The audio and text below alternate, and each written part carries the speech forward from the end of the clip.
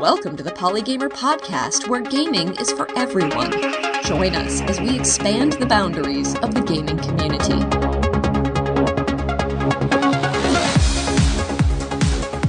Hello, I'm your host, Ken Gagney, and this week on the Polygamer podcast, I am speaking with Mr. Matthew Conn of MidBoss Games, the studio responsible for the recent point-and-click adventure game, Read-Only Memories, available for PC, Mac, and Linux from Steam, GOG, and itch.io. Find out more at readonlymemory.es. The game features a diverse cast of characters and is developed by a studio with its own diverse cast of characters. Usually when I'm talking to game developers, it's for my other podcast, IndieCider, where I interview indie game developers and feature those games on my YouTube channel. That actually was the original intent for this interview with Matt. I did not expect to have a repeat guest on Polygamer.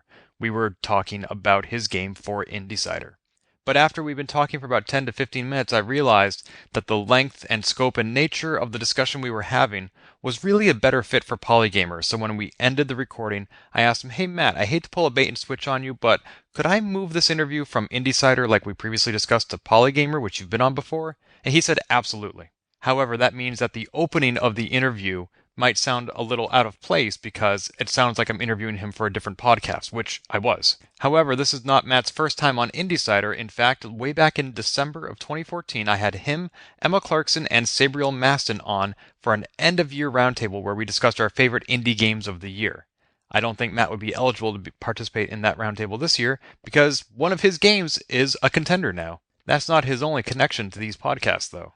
Those of you who have been listening to the Polygamer podcast since day one will remember the name Matt Conn because he was the very first guest on this show. Way back in July of 2014, we chatted for an hour about GamerX, this year known as GX3, the video game convention held in the San Francisco area for the LGBT community and its allies. I'll be attending my first GX this December when I'm moderating a panel called Unheard Voices, representing diverse podcasters, including Anna Tarkov of Unconsolable, Tanya DePass of Fresh Out of Tokens, Sean Alexander Allen of A New Challenger, another alumnus of this show, and John James of Minus World, a podcast that I've appeared on. If you want to hear more about GamerX, you can listen to Polygamer episode number 1, or the Less Than or Equal podcast number 58, which aired on September 15th, 2015, far more recently, where my friend Aline Sims interviewed Matt Conn, mostly about GamerX, but also about the documentary Gaming in Color, the director of which, Philip Jones, we interviewed earlier this spring on the Polygamer podcast, as well as Read Only Memories. And speaking of Less Than or Equal, that show also recently featured another familiar voice to the Polygamer podcast. That melodious voice that you hear at the beginning and end of every single episode of both Polygamer and IndieCider is my dear friend Annie Linson. Annie sings in a band called the Misbehavin' Maidens, which is a group that promotes sex positivity through music and general geekery. They recently released their first album via a Kickstarter crowdfunding campaign that I backed, and they went on the Less Than or Equal podcast on episode number 62, October 13th, 2015, to talk all about their band, their album, sex positivity, lyrics, Renfests, and much more. So if you want to hear more of Annie's voice beyond just the few first and last seconds of this podcast, I recommend you check out Less Than or Equal number 62. So if you can keep all those shows straight, let's move ahead with this one, Polygamer number 32, episode with Mr. Matt Conn of MidBoss Games discussing the game Read Only Memories. If you like this show, you can find more at polygamer.net. You can also leave a review on iTunes or follow me on Twitter at Gamebits. Matt Conn is on Twitter as Matt Conn. Thanks for listening. Today I'm very fortunate to be speaking with my old friend Matt Conn, CEO of MidBoss and producer of Read Only Memories. Hi, Matt.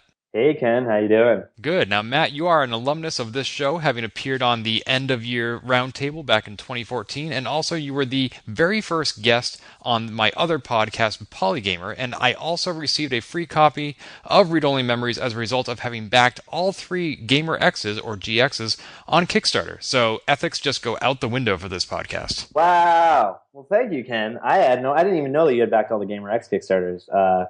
But yeah, thank you for supporting our whole vision and what we're doing and having me on the show. Like, you're doing really important work, and I'm really excited by the fact that I get to join you on all these great talks. Oh, thank you. And I'm very excited to finally meet you when I attend GX3 in San Jose this December. Yeah! Woo! All right, so you have been a very busy person going to Geek Girl Con and going to QG Con and giving so many talks and interviews about read-only memories, and now you're giving another interview on my show. This is just the last stretch of a very long development period for read-only memories. How long has ROM been in development? Probably started on it around the end of October, early November 2013. So just coming up on 2 years now, and it's not really done. Like, we're going to be working on console ports and all this stuff over the next couple months. So probably by the time we're finally done with everything involving read-only memories #1, it'll probably be about 2.5 years. It's currently out for Mac, PC, and Linux via Steam. What other systems are we going to be seeing it on? I assume probably, you mentioned consoles, but also handhelds and mobile? Yeah. As you may have heard, if you've been following the read-only memories story, we were originally a part of the Ouya Free the Games Fund thing that ended up falling apart, but then Razer picked it up, and then there was weirdness. But on November 2nd, or within that week, we're going to be releasing on Ouya and the Razer Forge as part of that deal. So if you have a Razer Forge or Ouya or select Android TV devices, our game will be available on all of those on November 2nd. And then we have GamerX in December, so probably within late December, early next year, we'll start rolling out or announcing, for iOS, Android, PlayStation 4, PS Vita, Xbox One. We've also been in chats with other people, including like Nintendo, but right now that's a pretty big swath of things to work on for our team. So those are probably going to be the first iterations, would be those consoles and devices. I imagine Nintendo would not seem the most likely of target audience for this game. I know that historically they've been a little bit more conservative, especially regarding non-traditional relationships. Right, yeah, and that's why I was very much I was very shocked when Nintendo approached us. And Nintendo seems, out of all the different companies, seems to actually be the one who really gets, or the people that we're talking to, really get kind of what read-only memories is about and why it's important, which is really cool, working with people who get it. But at the same time, I worry about what kind of support we're going to get from the higher up level of Nintendo if we do that, as well as just, is the audience that we want to reach on Wii U. I don't know if our game will play well with younger gamers. Now, Read Only Memories was backed on Kickstarter back in 2013. Almost 1,800 backers gave it about $64,000 with an estimated delivery date of November 2014. Here we are in October 2015. To what do you account the extra 1 year of development? Honestly, when we first started the game, just like with the GamerX Kickstarter, I had never made a game. I had never made a convention. I didn't really know what I was doing. I kind of just was like looking at the landscape, and same way with GamerX, I just was really kind of frustrated that there hadn't really been any like games that had queer content in kind of a larger, AAA indie style. And so I just kind of wanted to kind of put it out there and just be like, here's a queer game. I want to show the industry that you can make a queer game and it can be successful and, be well funded and whatever. But I think our initial goals for the game were very low in terms of it was going to be much more simple in terms of how the gameplay works, in terms of the engine. It would have just been very, very kind of early 90s style and not really deviate that much from it. But I think as we started working on it, we started to realize, just like with GamerX, that we can't just kind of, I don't even want to say half-ass it, but we can't just kind of make it a small project. There's so many people who have their eyes on it, who want to see this thing happen. They want it to be good. And when we were getting kind of to that end of the first year, which again, we'd only been, unlike most Kickstarters where they really have worked on the game for a long time for putting on Kickstarter, we didn't really have that much when we went to Kickstarter. And I think that's part of the reason why we really only barely hit our goal, was we were showing people a very, very simple game, kind of idea. And if you look back at what we showed and what we have now, it's almost everything has been changed in some way. And so I think that we really, when we started working on it and we realized that we wanted to make something bigger and better than what we had kind of originally promised, and once I knew that the team was on board with that, it was, as long as I knew that people weren't going to leave the project because we ran out of money, and we ran out of money very early on, because that 60,000 doesn't really last for, if you're going to go twice as long as your projected time. But everyone was in it and they were down, they were down to ride, and we just decided that we were not going to release something until we felt really good about it, and we felt like we had created something that was, worth kind of the attention it's been getting, and we didn't want to kind of come out and be like, oh, here's this game.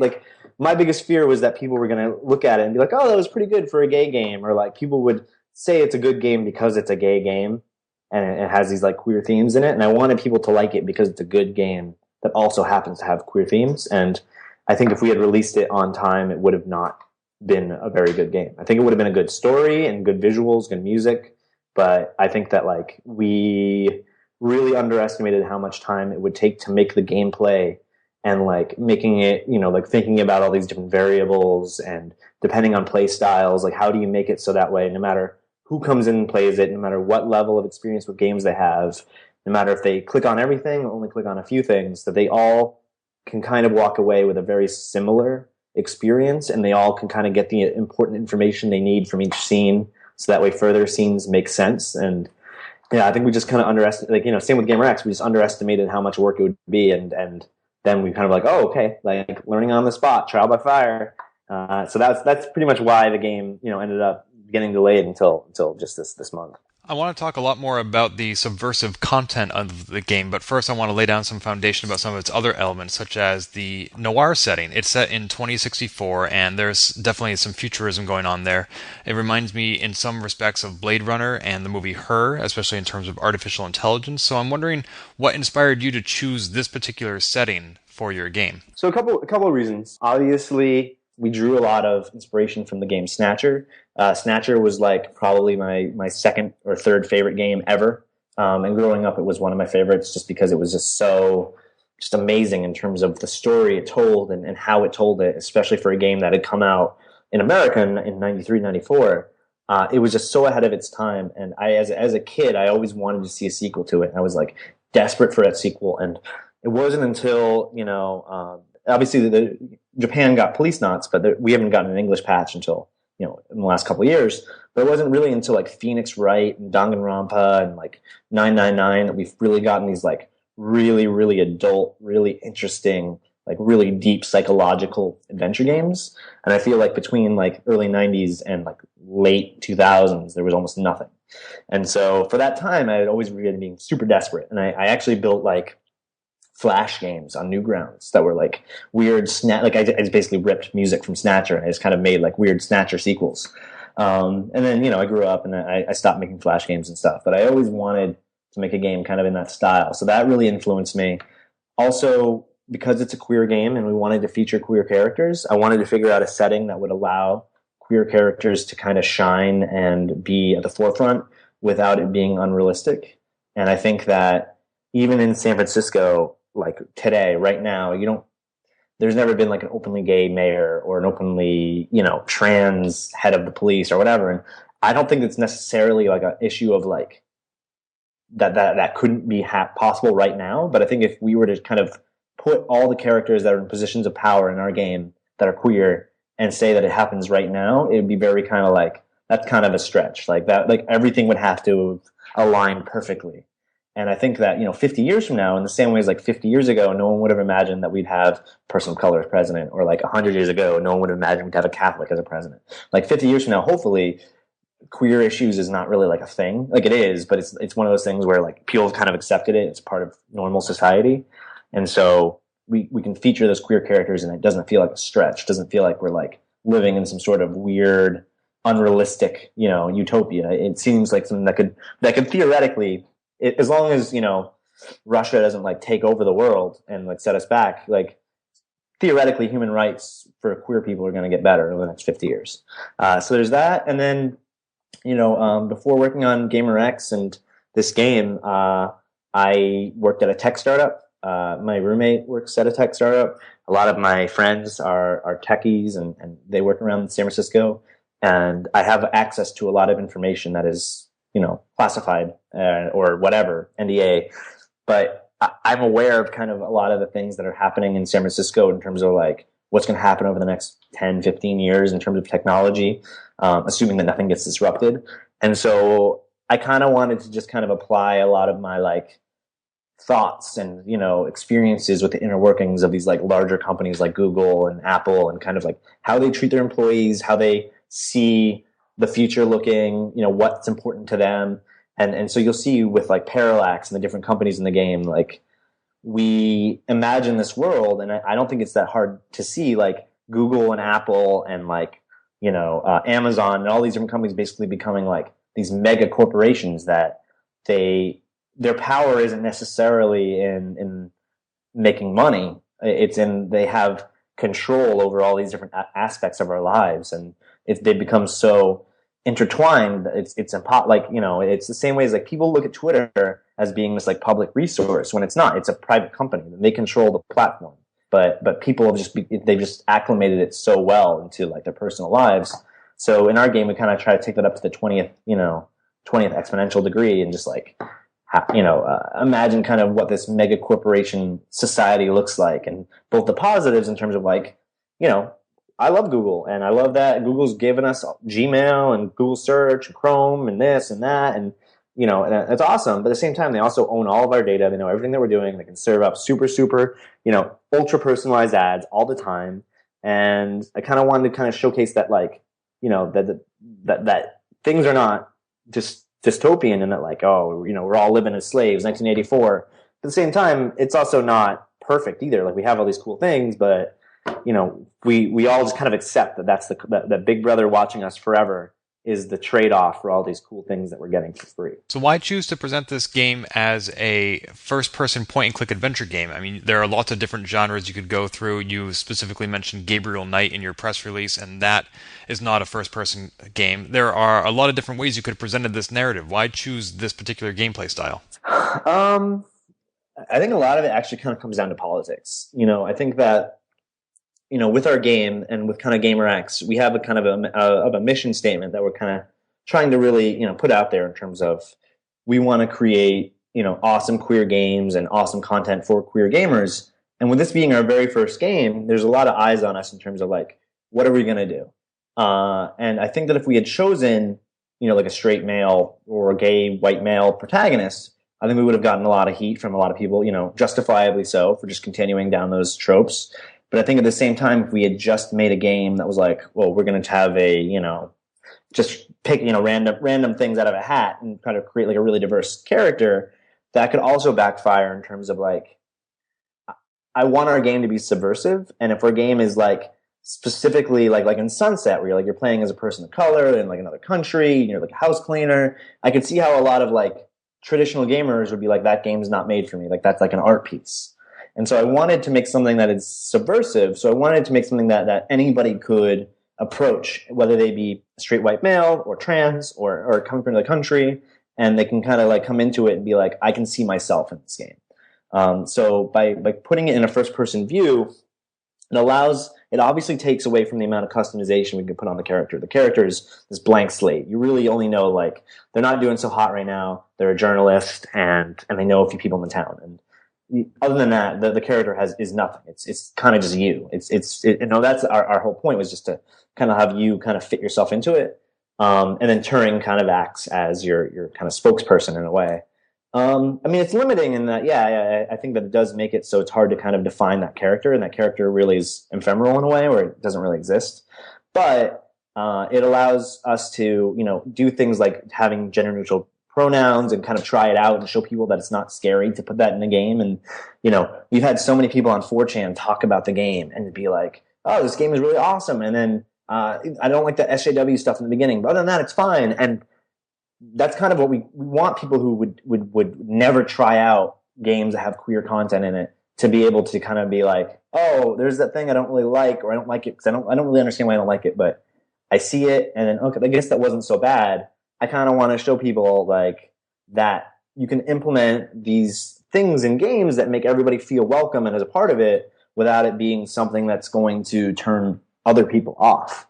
And so that was kind of the thought process behind it, was we wanted people to be able to, come in from any, walk of life and be able to implement themselves into the game and not have it feel like, we're either playing it safe by going with, like I said, straight white male character, or purposely doing something just to be like, get diversity points or whatever. It was really tough to kind of choose, how that character would look without kind of falling into a trap of like excluding certain segments that we wanted to have see the game. And so I think that by doing this first person view, it allows basically like a window into San Francisco and San Francisco. And I think that like if we see a sequel to the game or DLC, very likely it will not be first person. Now that we've established characters, now that people kind of know the world and the vibe that we're going for, I think that we can play it, and not that we necessarily played it safe, but we can choose to make scenes and things happen from points of view of different characters. Now that we've kind of gotten that first game out of the way, established the world, established canon, and I think allowed people to kind of understand what we're doing. And I think a lot of more conservative gamers were really scared when they knew that like GamerX was making this game, and they were afraid it was going to be this giant like SJW as fuck thing. And I think that a lot of them are playing and they're like, oh, okay, this isn't so bad. And that's kind of our hope, is like I never want to change our content just to be like to make people who don't respect queer people happy. Like fuck them on one level, but at the same time, like having that attitude is not going to make things better for anyone. It's good to kind of like slowly kind of show them that, hey, like you can have these things in your games. It's not going to ruin anything for you. And you can actually have a really great experience. Like, I think Undertale is a really good example of that, where there's a lot of queer content in it, but most gamers, like, if you want to have this awesome experience and enjoy the game, you just got to learn to like live with it. And if you can't live with it, then you're going to miss out on this really cool experience. And I think it's the same way with our game, where I hope that people are telling their friends about it.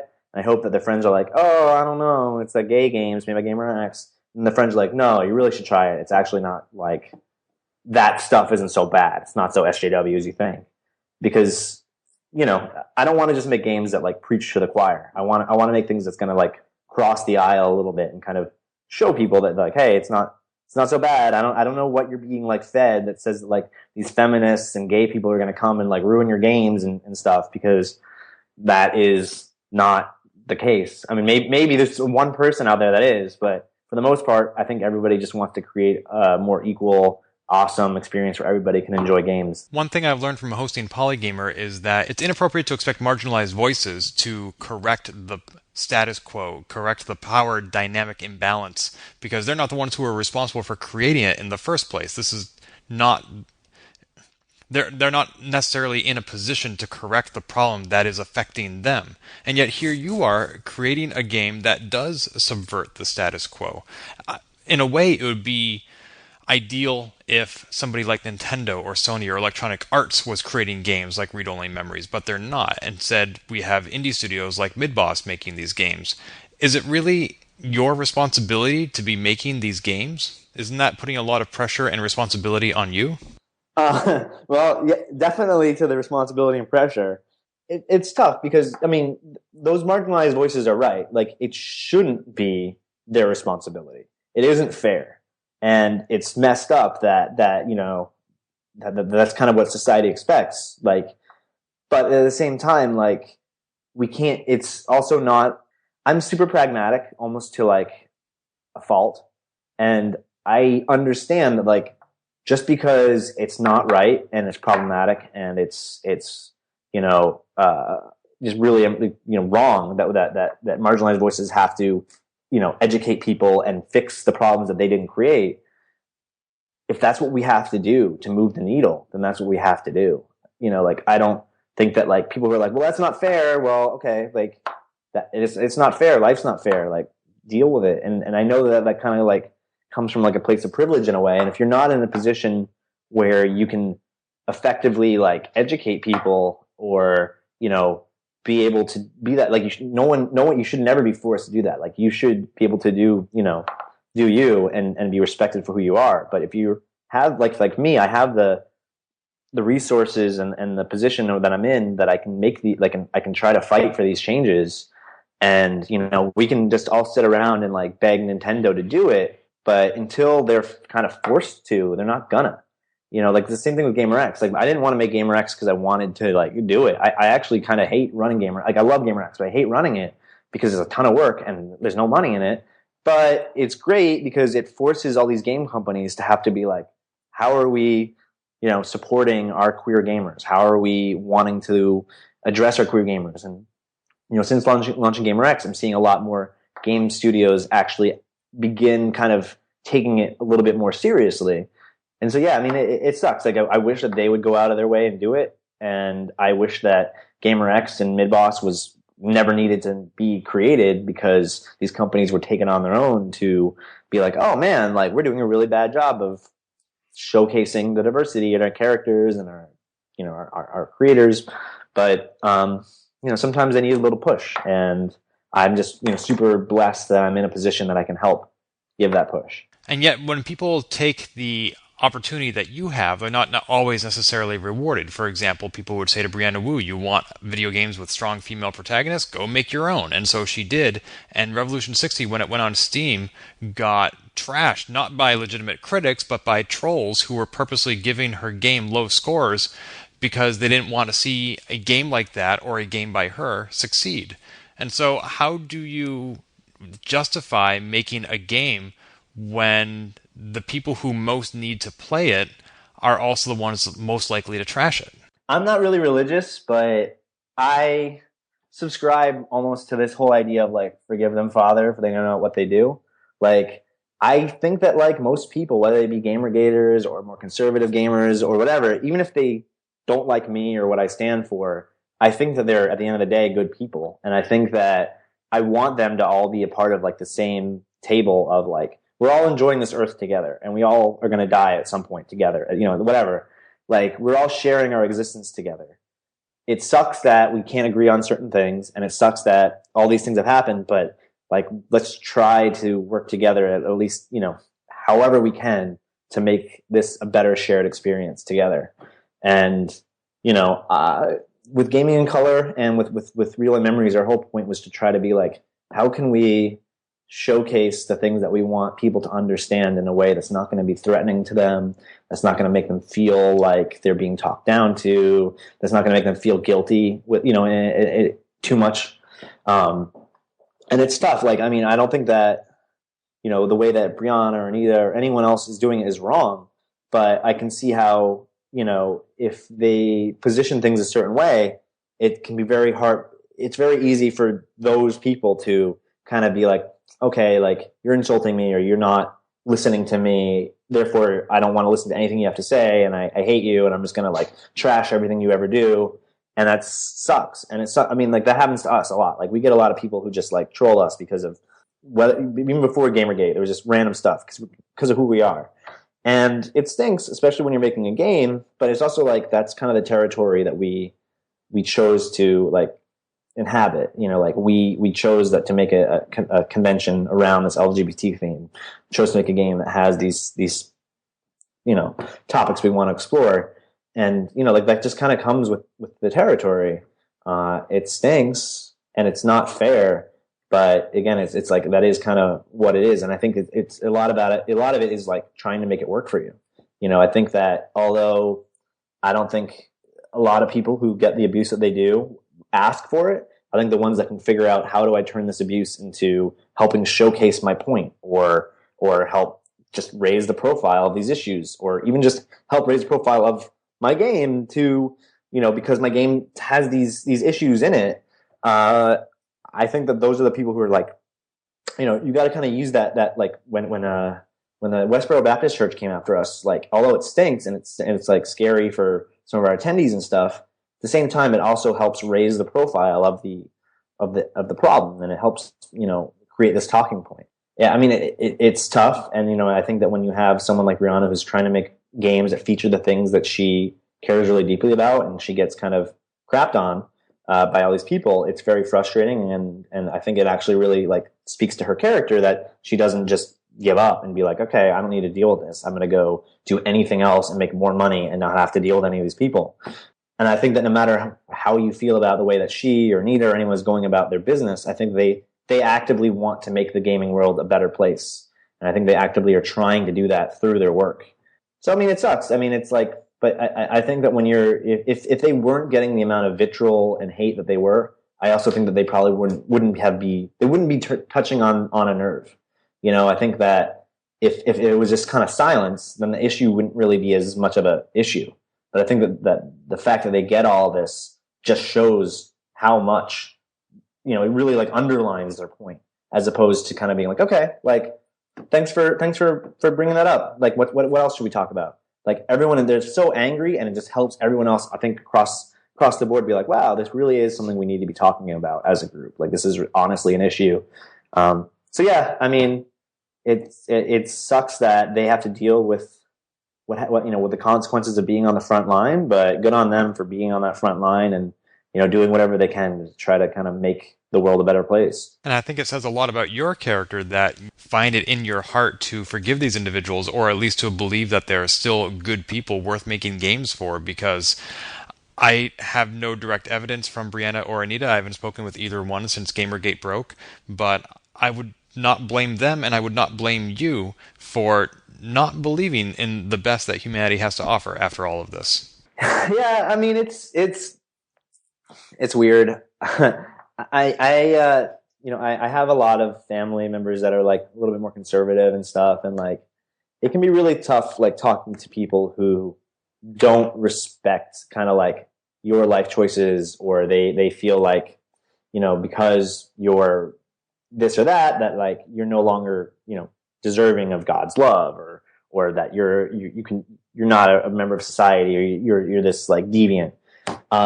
But at the end of the day, like there's so many things that like I'm sure that if me and you were to have a conversation just about the world and just kind of how things are, people 100 years from now might look back at us and look at us as a bunch of like racist, homophobic assholes.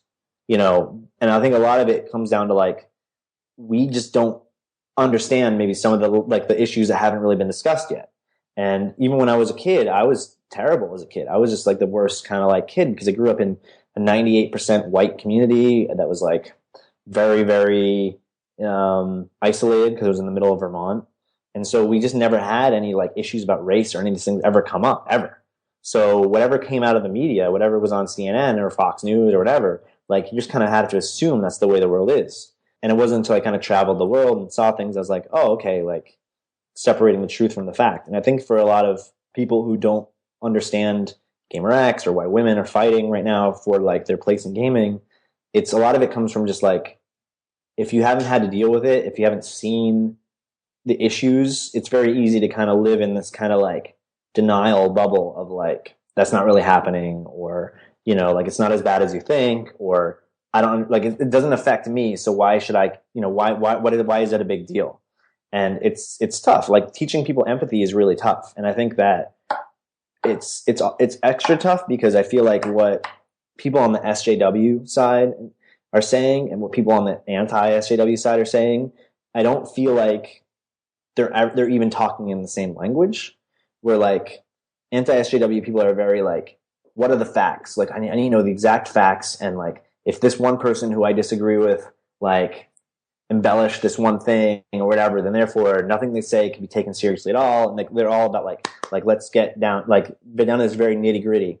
And I feel like a lot of SJW people are very like, well, the nitty gritty doesn't matter. It's like you have to understand like it's an empathy thing. Like if people say they don't feel safe, you have to take them at their word and be like, okay, this person doesn't feel safe. And like, yeah, you can be vigilant about like, is someone trying to abuse this or whatever? And you should. Like people should always, question things. You can't just assume everything that everyone says is true. But when all these women, all these queer people are all like, hey, these things suck and we really want to make it work, you can't just assume that everybody is blanket lying and it's all like one giant scam to like put Zoe Quinn in power or whatever kind of crazy conspiracies they have. Like it sucks because I don't think that the people on the anti-SJW side are like bad. I think that they are very just like hyper vigilant about like, we've created this really amazing thing with gaming and we can't let any outside forces like tinker with it at all. And because if it does, it will all fall apart. And I think that that's coming from honestly like a good place, but it's very like, you can't just like keep a plant in the shade and just like let it just like sit there, because it will eventually it has to continue to grow. You have to be able to trim the leaves and put new water, I don't know, whatever. And I feel like if we're not allowing new ideas into gaming, it's just going to like stagnate and will eventually die or get surpassed by something else. I'm a gamer through and through. I understand why a lot of these like anti-SJW or anti-whatever are very like, oh, we're real gamers. And these other people coming in are not real gamers because they haven't played as many games as me or this or that. And I understand why they feel that way, because they feel like this was their art form that they helped kind of shape. And now these forces that were not speaking up before are speaking up, and they feel like outsiders. And I think that what they don't, and I think it's understandable why they would feel that way, but I think that they also don't realize that a lot of those voices have always been there. They've just not spoken up because they either felt it was inappropriate, or it just what they didn't. No one else was speaking up, so they didn't speak up. And I just feel like they're not understanding. Like, there's no empathy on one side, where it may be factually like it's tough because it's very nuanced. But I just feel like a lot of these people who are kind of against integrating social and political things into games in any fashion don't really understand kind of like the bigger picture. And if we really want gaming to be taken seriously as this art form that can do anything, can be anything, we have to be able to explore everything, no matter what, and allow everything to be debatable and good, and be like an actual topic. And I think that when you look at people like Anita, who are just like, she even says at the beginning of her own videos that like we can enjoy this content, and it's okay to enjoy it even if it's problematic, to paraphrase. And I think that a lot of people kind of lose that context, where they just hear this woman who's like, these things are bad, and then they internalize that as, I'm bad because this person's saying that I'm bad for enjoying these things, which is not true. I think it's perfectly fine to enjoy problematic content. I think it's great. Like that, the world is problematic. If that tells an interesting story, awesome. But it doesn't mean that we can't discuss it. And that's what's so like frustrating, is like, I don't understand why these people are like, I can understand why people would be like, I don't like that she's saying these things because it makes me feel bad. That's true. I remember when I watched the first video, I was like, I feel bad because I enjoyed those things. And the more I've kind of gotten into these, kind of the world that I'm in, the more I realize like there's nothing wrong with enjoying it. There's nothing wrong with expressing your enjoyment of it. And if other people are yucking on your yum, then poo on them. It's not a personal attack. It's not like they're saying that you're a bad person. It's just, we're having a discussion about ways that we can improve future media, or just why those things are anti-feminist, and doesn't mean that they have to change, but it's just good to have that conversation.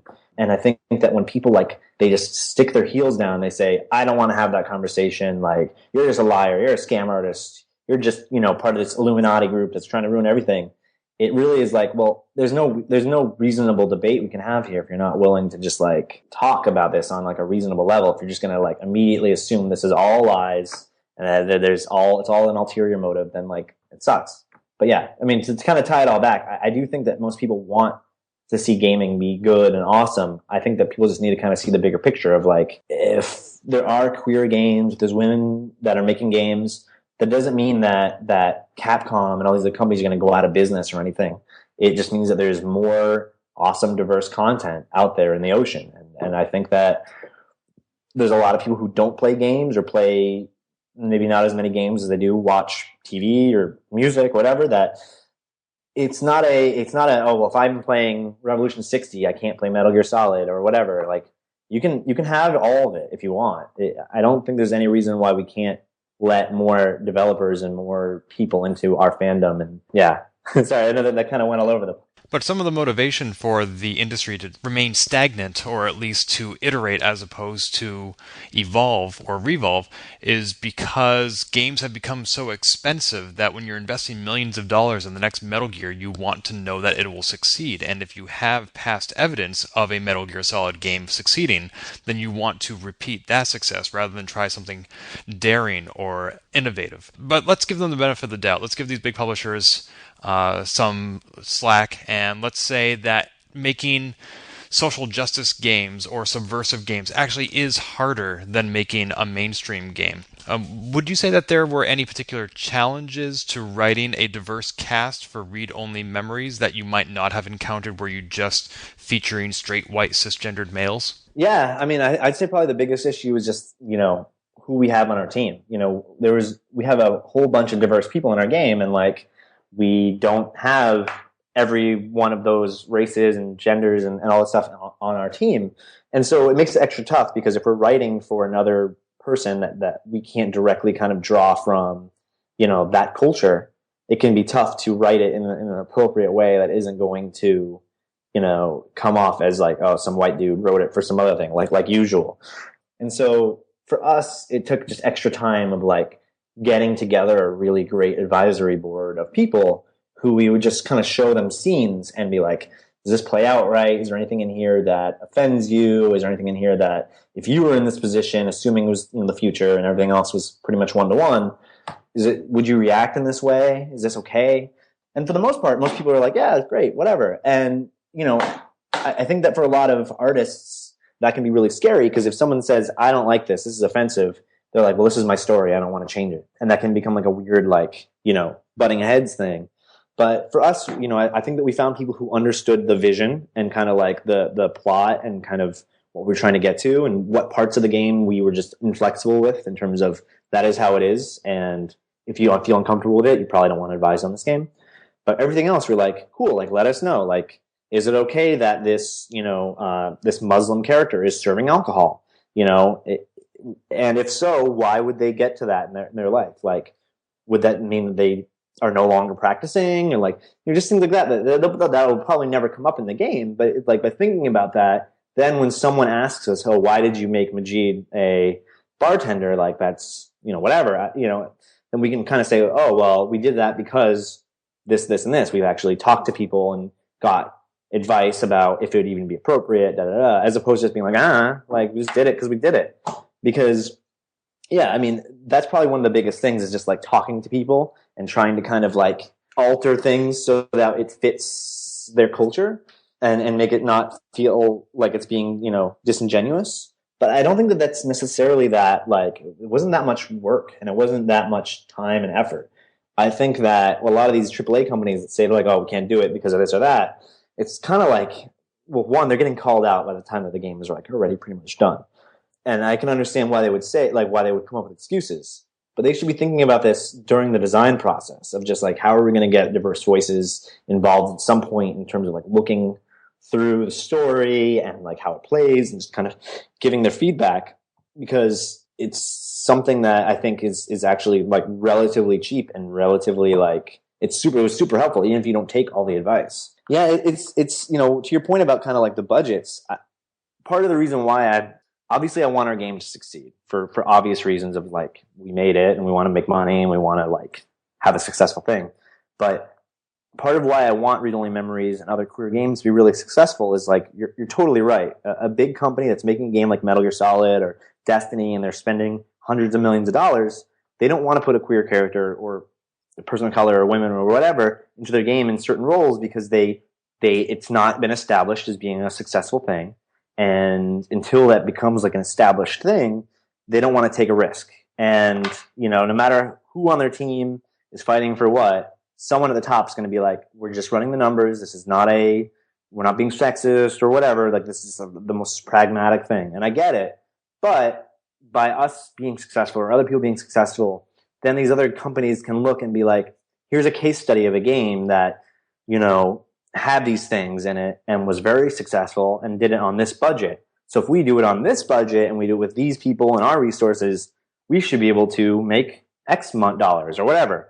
And that's kind of our hope, is that like by us and like Undertale and all these like queer games being successful, larger companies up will be like, why are we not doing this? Like it's been shown, like all these indie games are like eating our lunch. We should be making these queer games too. And that's kind of our hope, is that like we can kind of set that, kind of industry use case of queer games being successful. And then therefore larger companies are no longer afraid to dip their toes in. And if they dip their toes in and it's good, then they'll dip in further. And that's why I think it's super important that we support, queer games, like especially when they come out from bigger companies, because then it shows them like, oh, okay, like this game, when a game doesn't sell well, they start pointing fingers. When a game like Prototype 2 doesn't sell well, they go, oh, it's because there was a person of color as the lead character. We're not going to do that anymore. And that's like a real thing that happens.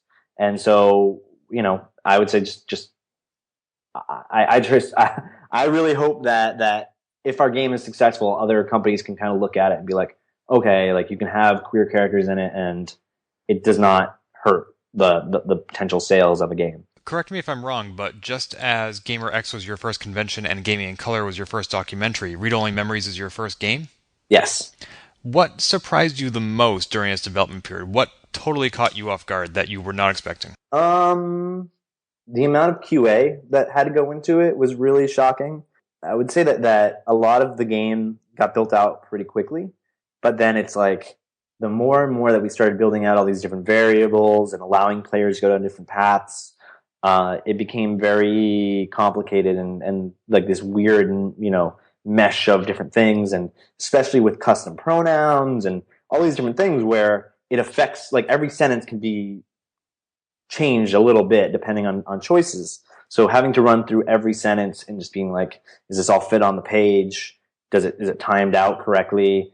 Does this even make sense in canon? Like, did the player do all these things to get this specific thing? So a lot of QA, and even at launch, I saw people playing it and they would get something and they would be slightly confused. Like, I don't remember doing that. And I'd be like, that's, the logic was not correct there.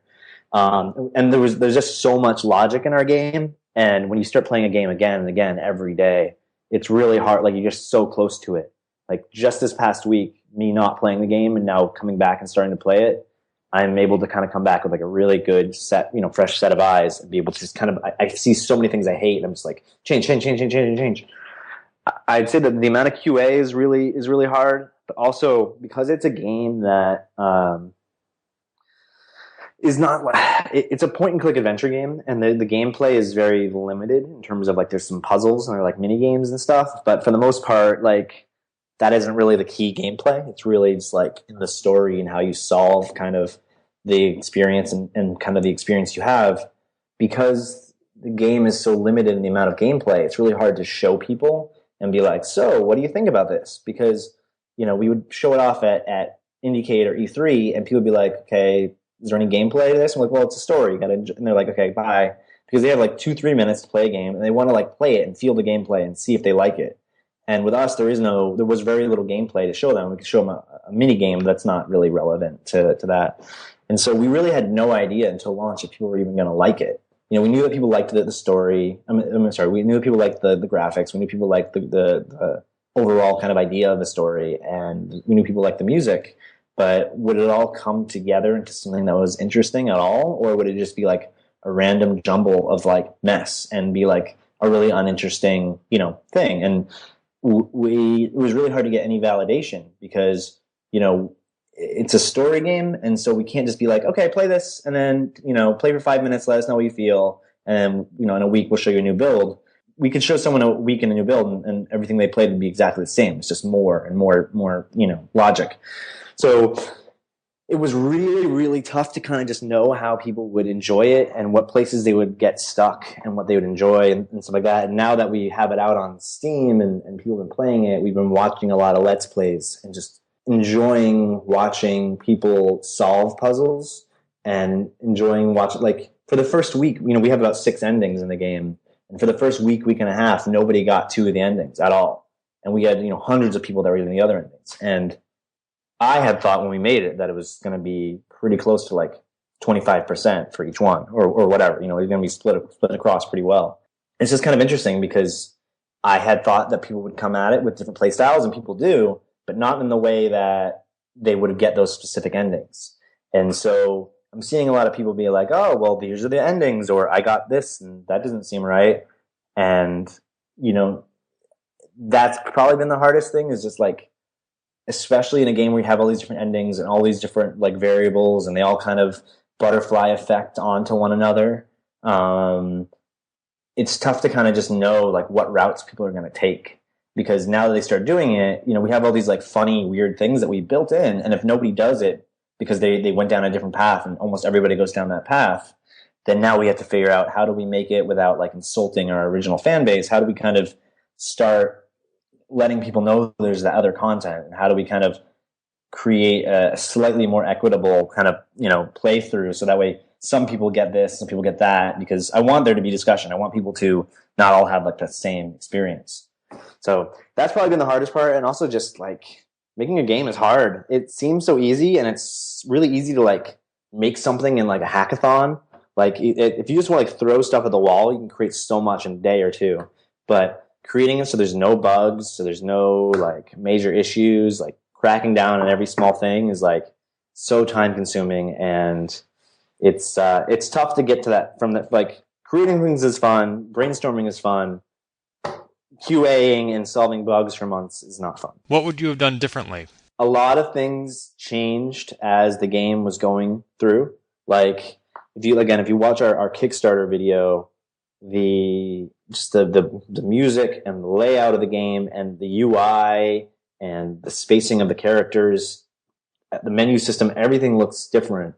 And a lot of it changed in terms of not just like visually, but just kind of how it works in the game. And then every time we made like this large overhaul of like the systems, we had to go back from the very beginning and basically make sure that everything worked from the very beginning. And so there was a lot of like getting halfway through the game and then changing something. And then we had to basically start from the beginning and make sure that everything from the beginning on, played right. And so I think that we probably could have used a lot more like planning on that end in terms of like, what are the different variables we're going to put in? Like, how are we going to let characters emote? How are we going to do sound emotions?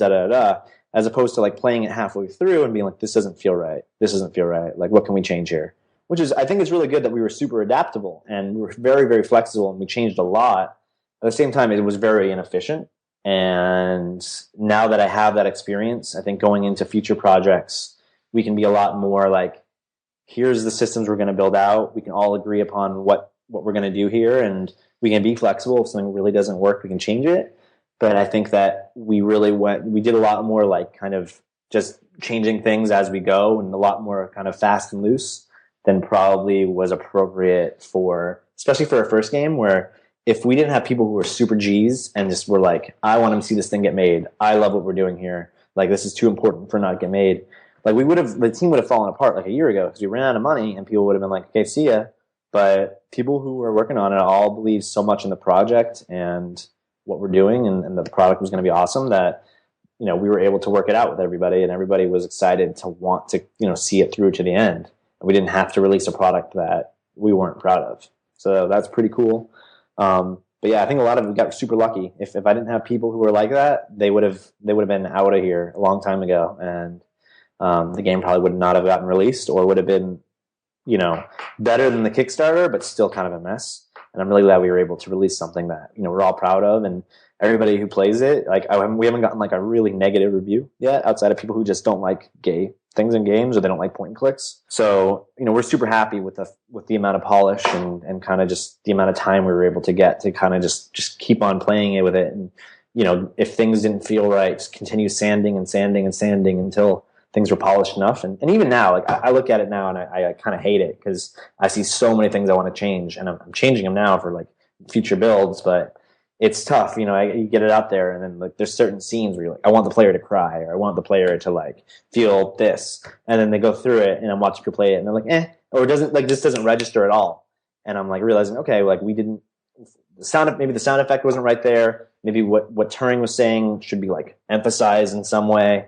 And so watching people play it is like really, really eye-opening and both makes me hate my work and love it because I need to change everything. I don't want anyone to see it anymore. I want to like pull it down for a week and just like, change everything.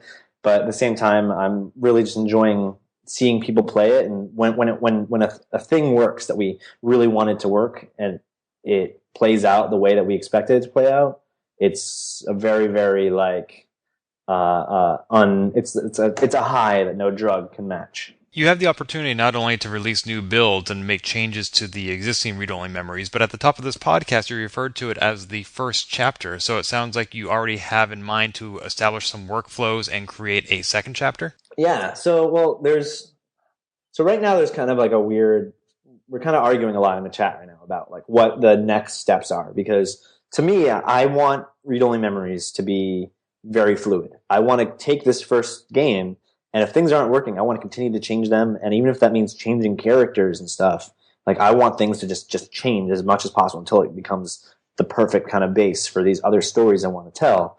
And I think a lot of people on the team are like, well, the game's out, people have played it, like they've come to love certain things or hate it, but like they've had their experience. Let's leave it alone and build off of that. But yeah, I mean, either way, like the whole goal with read-only memories was to kind of create a base where, I would say that there's not a ton of twists in this game. It's actually a lot of the story is presented pretty straightforward. but that's kind of intentional. I want this to be able to be a base where, what you see is what you get with a lot of characters, and that will allow for much more interesting kind of twists and turns as their true kind of characters kind of get unveiled. I think it was really tough writing these characters because we didn't want to fall into these tropes of like, oh, I want to make a villain, I don't want to make the villain queer coded just because that's scary to people and that's like problematic. At the same time, I don't want to just have all the queer people be like good guys with no flaws, because that's not very interesting and that's not realistic. And so by kind of getting these characters kind of out there and presenting them in a way where they're all there and now they exist in the world and people kind of understand who they are in their canon, I think that we can start doing some really interesting things with the characters now that they exist. And yeah, so we have some really interesting DLC stories that we want to do. We have a really interesting story for Read Only Memories 2 that we want to do. The most exciting thing is just like we spent so much time on building the engine for this game in terms of like allowing people like me who don't know how to code to be able to go in and script it out and be like, I can now just put in like, I want this character's emotions to do this thing. I want them to play this sound effect this time, this music, whatever. I can now do that with this semi-code system that we built out that was like super hard to build out. So now making sequels or DLC, we can do in like a third of the time, because we're no longer like having to build out the system and fix things and like test it out and go back and change everything again and again and again. So that's really exciting. And my goal with Read Only Memories was never for it to be like a one and done thing. I have this really cool kind of ideas of what we want to do with it. And not just in the point and click world. Like, it seems like a really nice base that we could build off a bunch of different cool things with it. And that's kind of our hope, is that we can do that if the game sells well enough that, we can afford to do that. In the meantime, it sounds like there are some other games that are also pushing subversive agendas. You've mentioned a couple of times Undertale. Yeah. Well, Undertale is this game that really caught me and a lot of people by surprise, because it kind of came out of nowhere. It had a Kickstarter like 2.5 years ago that raised like $50,000. So, wasn't exactly like setting the world on fire. But it looked really cool. I saw a trailer like a week before it came out, and it looks like a mix of like Earthbound mixed with WarioWare. And it just looked really interesting. Like, I just was like, oh, this game looks like Earthbound. Oh, but the battle system is super unique. This looks really cool. And so that's kind of what got it on my radar. As the game came out, I bought it. I was like, oh, this is really nice. This is interesting. And I started playing it, and I was like, okay, well, I played it a little bit. But everybody just was talking about it, talking. And eventually I kind of went back to it, and I really kind of went all in on it. And I could not believe the amount of quality in it. And it's a game that like is so good that it forces people who maybe would not play that kind of game or don't like the art or whatever, like you kind of have to play it because it's just so good, and it's such like a once in a lifetime experience. It's just like, even if I didn't, I like the Metal Gear Solid series, but if I didn't, I still tell people to play Metal Gear Solid 3, because Metal Gear Solid 3 is just this like perfect experience. Same with like Super Mario RPG. You don't like RPGs? Super Mario RPG is really good. Undertale is like that, where it's really hard to explain. But even if you don't like that type of game, it's just works and it's fun. But it has so many like queer themes in it, and so many queer like parts of it that are kind of key if you want to get the full experience. That kind of forces people who maybe would never play these kind of games, especially if they knew that there's queer content in them, they would just never play it because they would just turn them off. And if you go to like the Steam like community page for Undertale, there's like someone who was complaining about the fact that like you can date a skeleton in the game, but it's like a male skeleton, and the person's like, well, I want to go on the date, but I don't want to do it if it's a male skeleton. And everyone's like, yeah, okay. But it's just kind of fascinating, like seeing, people who are kind of people who you can tell are not exactly huge fans of the gays, having to see gay, or like there's like a poly character in it, and like kind of being forced to interact with it is like really fascinating. And like I can see like light bulbs being turned on. Same way, like if you look at like Steven Universe, like sometimes people complain about, oh, well, Steven Universe, like, oh, why does it have to be like the Steven Universe show? Like, why does Steven have to be the main character? The but him being the main character is actually what makes it work as a subversive piece of art. Because if it was a show about these like three ladies who kind of represent this like, weird family structure that is not traditional, and there might be lesbians, sort of, like, I don't know, like it kind of, if you were to focus the show on them, at least initially, then the audience that you're trying to draw in and make it be this subversive piece of art would never pay attention to it because they'd assume the show's not for them. By focusing on this like straight white boy, it allows people who maybe would never watch social justice stuff to come in and watch it, and then kind of get their minds blown by like all this subversive stuff that Rebecca Sugar kind of puts in. And kind of in the same way with like Undertale, with our game, we want something that's going to draw in people who maybe would never give those types of games a chance. People who would be like, oh, Gone Home is just a lesbian walking simulator, brr. And they would never give it a chance because they're too not open-minded enough to that. Maybe they'll give this a chance because it's a wordy cyberpunk kind of, sci-fi conservative story, or Undertale because it's a really cool kick-ass, adventure game with really cool battle systems. And then they just kind of have to deal with the queer content, and hopefully they'll walk out of it being, that wasn't so bad. Okay, that's not so bad. And I think that's our hope with our game, and I hope when they play games like Undertale and Life is Strange and Gone Home, is that they can go into it either expecting a fun experience, and they get a fun experience, and they realize either during or after that there was queer stuff in it, and okay, that's fine. Because I feel like that's where like that moment of learning happens.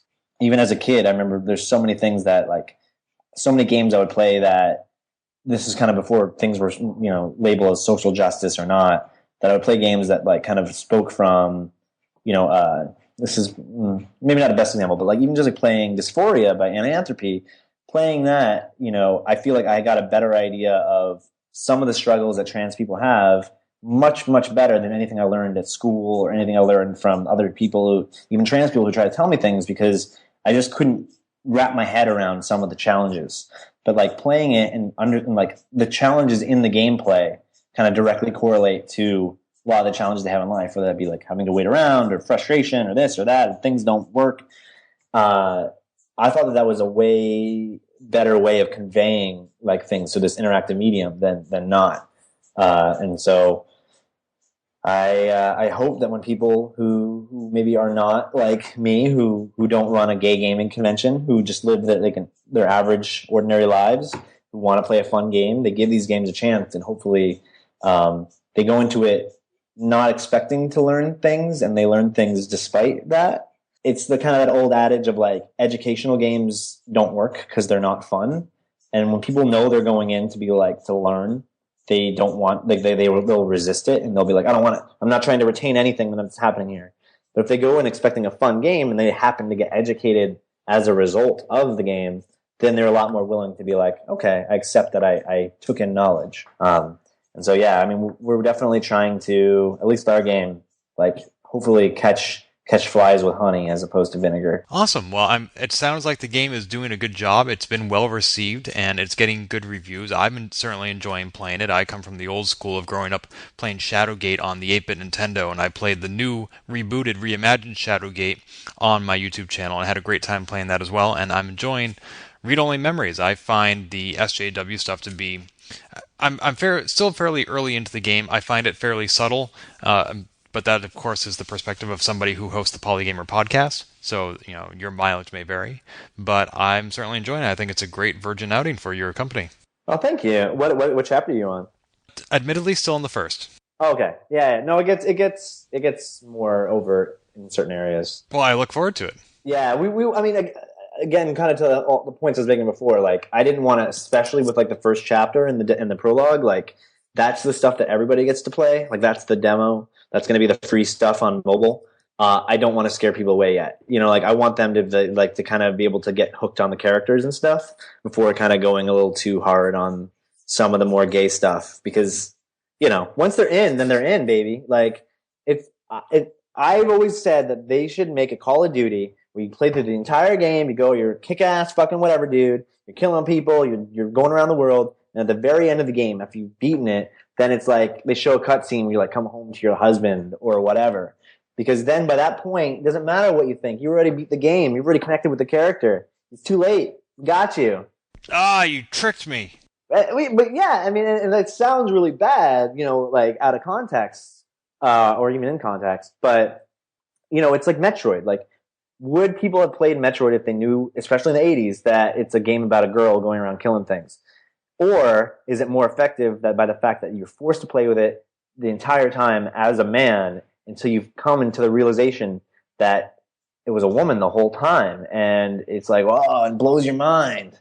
I feel like it would be I feel like it was a much more effective vehicle for expressing that women can do anything that a man can do, if not better, by doing it subversively like that, than just being like, here's this kick-ass woman and a starring role, because that game might not have been successful. Who knows? I mean, maybe it would have, but the fact that they did it that way, I think, really helped people be like, oh, dang, like, where's my mind at? Why did I just assume it was a guy?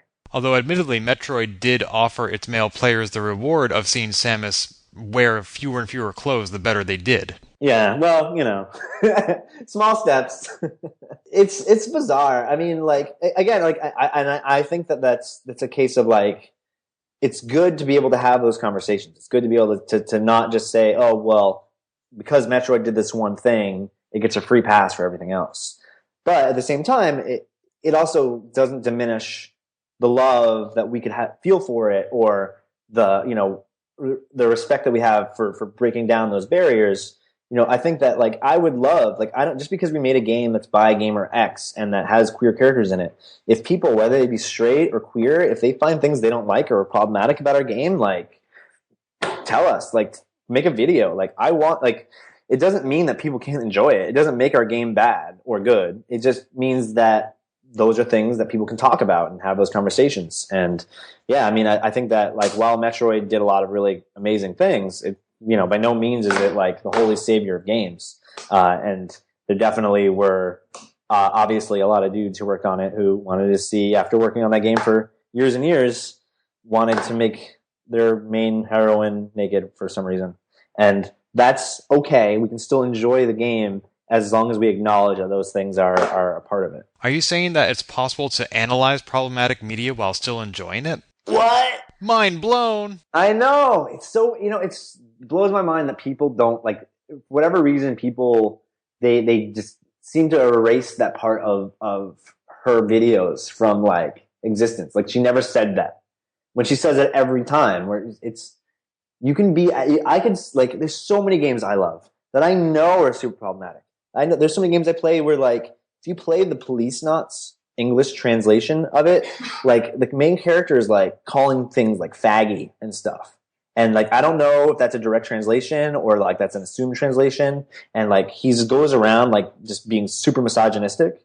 But that doesn't mean you can't enjoy the game. It doesn't mean you can't love the game and be like, wow, this was, like, amazing and world changing. But at the same time, wow, like, that's really backwards writing in that one specific area. And it's a shame that they couldn't have thought, more progressively at that time. But it is what it is. It doesn't make it a bad piece of art. It's just good that we're having these conversations. Like you said, it's baby steps. Baby steps. That's right. Awesome. Well, Matt, it's been wonderful talking to you. Thank you so much. Remind us where we can find you and your game online. Yeah, well, if you want to follow me and talk about all this fun stuff, I'm at Matt Conn on Twitter, MattConn. Don't use Twitter. You can always email me, Matt, MATT, at MidBoss, MIDBOSS.com. If you want to try out our game, you can go to Steam or GOG or itch.io and look for Read Only Memories. The game is about $15 right now, or you can wait for a Steam sale, whatever you want to do. If you do want to buy it, you can go on Itch. Itch will give us more money, and you'll still get a Steam code, but whatever works for you. And we're on Twitter at ROM2064. And if you're coming to GamerX this December, the 11th to 13th, you can see Mr. Gagne, Mr. Ken, on a panel about unheard voices with Sean Alexander and some other really cool people. Awesome. I'm so looking forward to playing more of your game, to going to your event, to moderating that panel, and finally to meeting you. I know. It's going to be super fun. I think you're going to have a great time. I'm really looking forward to meeting you in person. Me too, sir. I will see you soon. Yay! This has been Polygamer, a Gamebits production. Find more episodes, read our blog, or send feedback at polygamer.net.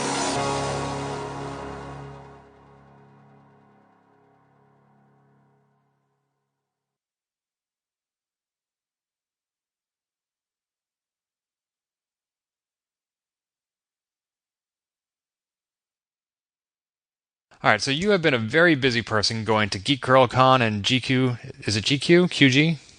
QG Con. All right, so not Gentleman's Quarterly.